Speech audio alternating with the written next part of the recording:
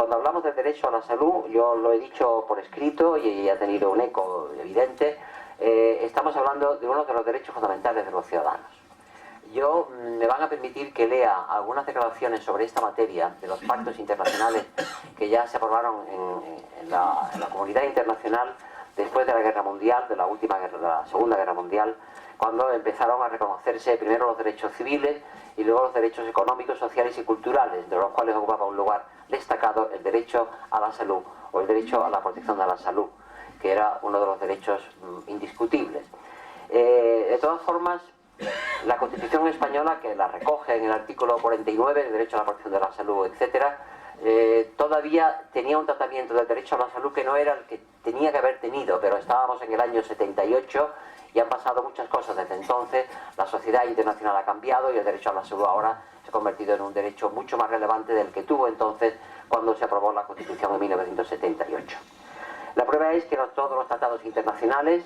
le han dado un papel cada vez más preeminente hasta llegar a haber una declaración de Naciones Unidas sobre los derechos humanos, en las que afirma contundentemente que todos los derechos humanos, desde el derecho a la libertad de expresión hasta el derecho a la calidad de vida o al medio ambiente, hasta el derecho de las personas mayores de la tercera edad o como se quiera llamar, a unas pensiones justas, etcétera, que todo eso es un todo indivisible, porque son derechos universales y absolutamente indescifrables, es decir, que son inseparables entre ellos. Yo pienso que eso es un avance histórico que tiene lugar en una conferencia de Naciones Unidas en Viena en el año 1993,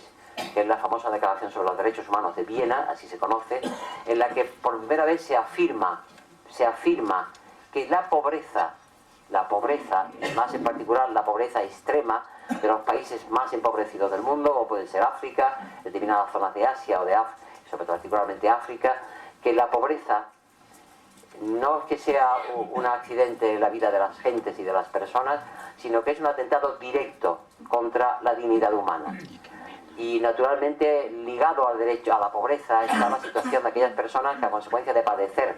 una inasistencia a su derecho a la salud, una inasistencia sanitaria, pueden incurrir en situaciones de perjuicio a la salud y de perjuicio, por tanto, a su propia calidad de vida y, por tanto, a su propia dignidad humana, porque todo está ligado. Hasta el punto de que hoy día nadie duda de que el derecho a la salud es un derecho que está ligado al derecho a la vida.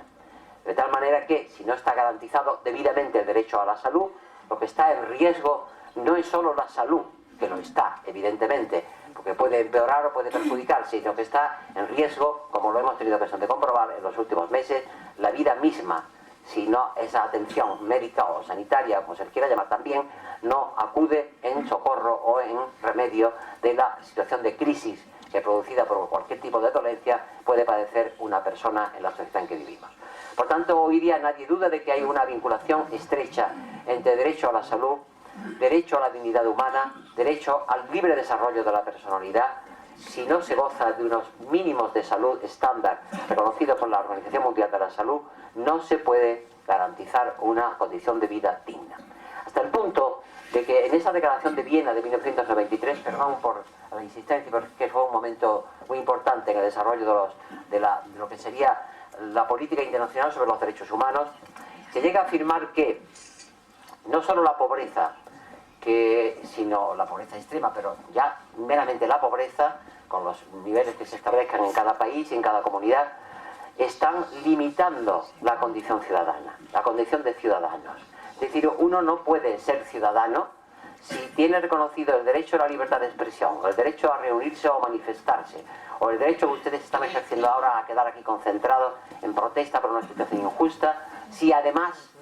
no tiene garantizado otros derechos fundamentales de la condición humana: el derecho a la educación, el derecho a la salud, el derecho a la cultura, etcétera, etcétera. Por tanto, yo creo que ese avance, ese cambio cualitativo es el que justifica de forma importantísima que hoy el derecho a la salud sea patrimonio de todos, de los que están sanos y de los que están enfermos o pudieran estarlo, porque todos estamos en condiciones de estar enfermos en un momento determinado. Por tanto, es un derecho a la salud indestructible y que no se puede tocar por nadie, por ningún gobierno, por ninguna autoridad, por nadie que, sobre todo en una sociedad democrática, entienda que está al servicio de la ciudadanía y no la ciudadanía al servicio de ellos. Lo que no puede ser es que los gobiernos llamados democráticos, como el de Cataluña en este momento, trate a las personas a la hora de resolver los problemas de la salud, los problemas sanitarios, como si fueran mercancía.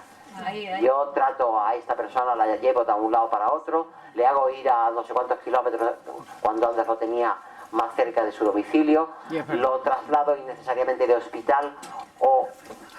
puede que necesariamente, pero sin la asistencia de los recursos suficientes para darle una solución satisfactoria a su enfermedad, y sobre todo cuando le quito servicios y prestaciones fundamentales que hasta ese momento había gozado y que a partir de un determinado momento deja de gozar. Yo entiendo que estamos ante una situación, según dicen, económicamente crítica. Sobre todo es crítica solamente para los que estáis aquí, porque para los que están gobernando, que proceden todos de las grandes empresas norteamericanas, casi todos, el ministro de Economía, el otro ministro de no sé qué, tal, todos proceden de las grandes empresas norteamericanas que provocaron el hundimiento de la economía mundial en el año 2008, eso desde luego no padece ninguna crisis. Dice que la van a resolver, pero están teniendo sistemas para resolverlo que yo quiero plantear aquí,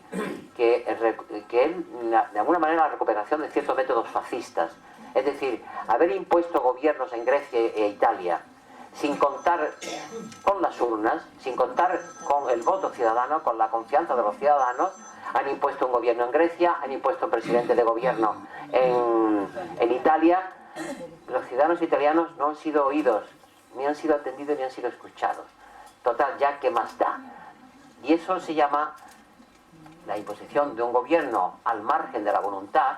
se llama fascismo. Y entonces eso lo que ocurre es que ya no necesitan militares en armas, como se necesitaban hace 40, 50, 60, 60 años. Ahora los mercados y sus dictaduras, que también son dictaduras de los mercados, la dirigen personas que están en Wall Street, que están en Bruselas, que están en Madrid, que están en Barcelona y que están distribuidos por toda la geografía mundial, pero eso sí, controlan absolutamente todo el movimiento de capitales. Todo el movimiento de capitales hasta extremos que no podemos imaginar. Yo en este contexto quiero hacer una breve alusión a algo que me parece importante. Se habla poco últimamente de un tema de que en los últimos años del gobierno Zapatero se habló un poco con esa tibieza que caracterizaba a ese gobierno y que dio lugar a lo que dio lugar, que es a su derrota y al triunfo de las mayorías conservadoras aquí y allí. Pero hay algo de lo que se hablaba alguna vez, ya ni se habla de ello. Son los paraísos fiscales. Paraísos fiscales son espacios territoriales mínimos situados en el Canal de la Mancha y en el Caribe, donde está circulando, según criterios del Parlamento Europeo, no míos, están circulando miles de millones de euros, miles de millones de euros, bajo ningún control, mejor dicho, bajo el control de quienes administran esos fondos, que son las grandes empresas financieras del mundo, la banca, las empresas de las que proceden algunos de el presidente del gobierno italiano, que procede de Goldman Sachs, una de las empresas causantes de la crisis mundial de la economía, el actual presidente italiano, Mario Monti. Por tanto, antes no se hablaba tanto, ahora ya no se habla nada. Y los paraísos fiscales siguen estando ahí. Y estamos viendo cómo en la casa del señor ese que se llama Urdangarín, parte del dinero iba a una isla que se llama Belice, que está por las Antillas holandesas o por ahí. Estamos, por tanto, viendo cómo circula el dinero por espacios donde hay una absoluta inmunidad y una absoluta impunidad. Mientras que el mundo occidental, sobre todo las clases medias y trabajadoras de las sociedades occidentales, caen su nivel de vida, se empobrecen y empiezan a carecer de servicios básicos. Es una profunda injusticia y un profundo cinismo que nos hablen de crisis de la economía cuando todo el mundo sabe dónde está el dinero, quién lo administra y cómo se puede poner remedio a ello. Sobre todo cuando grandes dirigentes bancarios de este país se le encuentran cuentas secretas en el banco HSBC de Suiza, en Suiza naturalmente, y las autoridades fiscales suizas no comunican a las autoridades españolas como dando un grito de socorro, sabiendo que aquí se va a hacer poco o nada. Describo este contexto económico porque creo que es necesario para saber dónde estamos y que la lucha que ustedes están llevando a cabo es una lucha que tiene una envergadura enorme, que no solamente afecta al derecho a la salud, que es el objetivo principal obviamente, sino que también afecta a otras materias. Yo, por motivo de esto, me voy a permitir leer, como he dicho, algunos textos internacionales que yo creo que son necesarios tenerlo de memoria, ya que soy, sobre todo, si es que soy algo, soy purista, es decir, que sé algo de eso del derecho, y por tanto me parece que leer estos textos me parece que es bueno cuando hay un encuentro de esta naturaleza. Por ejemplo, en la Declaración Universal de Derechos Humanos, que fue la primera conquista que se hizo en la comunidad internacional tras el fin de la Guerra Mundial y la derrota del nazifascismo, en el artículo 25 decía, el año 48, toda persona tiene derecho a un nivel de vida adecuado que le asegure la salud y la asistencia médica. Declaración Universal de los Derechos Humanos, artículo 25. Y luego los pactos llamados de derechos económicos y sociales de Nueva York del año 66 lo volvieron a reiterar, porque era el segundo gran tratado internacional que se impuso en el mundo y que todavía está dando sus frutos. Decían así: los Estados parte en el presente pacto reconocen el derecho de toda persona al disfrute de más alto nivel posible de salud física y mental,